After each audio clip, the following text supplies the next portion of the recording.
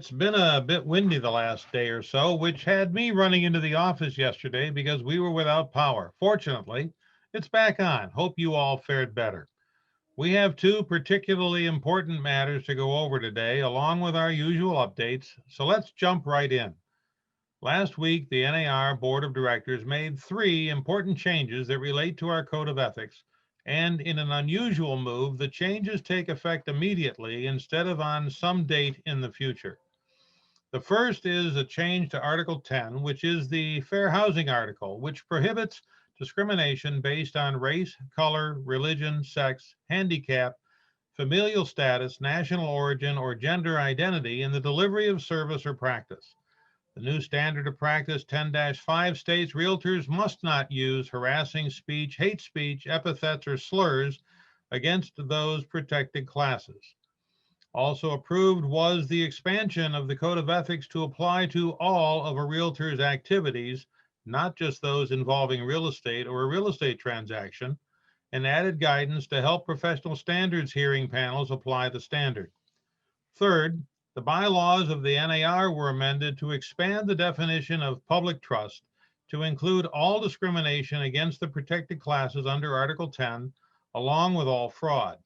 Individuals found in violation of the public trust as it relates to real estate matters are to be reported to the appropriate state licensing authority.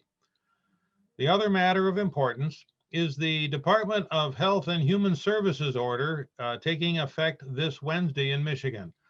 As it relates to this order, Michigan Realtors has issued guidance regarding how realtors should conduct themselves and what activities are and are not allowed, as well as best practices for buyers and sellers. Michigan Realtors is also revising its suggested showing certification and release form. The revision is expected later this week, so stay tuned. While I am not going to read the best practices for buyers and sellers, I do want to review the restrictions MR is enumerating for realtors. 1. Masks are required for all gatherings, which includes real estate showings. 2. Residential gatherings are limited to no more than 10 people, and that those individuals cannot be from more than 2 households. 3. Open houses are not permitted. 4. Showings are limited to the buyers and the selling agent.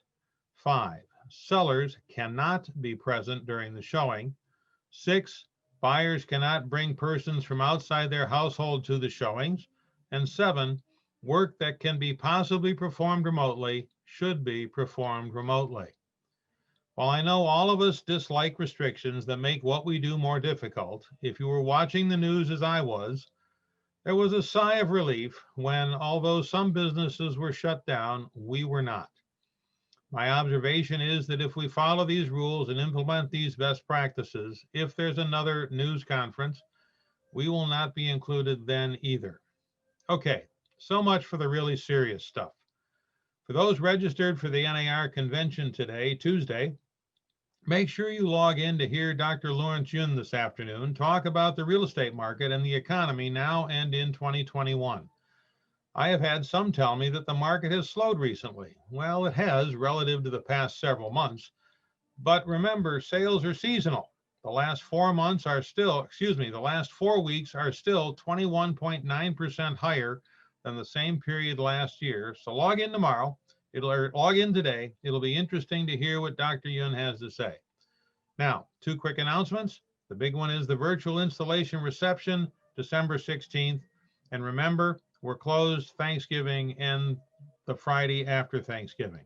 Finally, be productive, successful, and profitable. And as always, stay safe. Bye.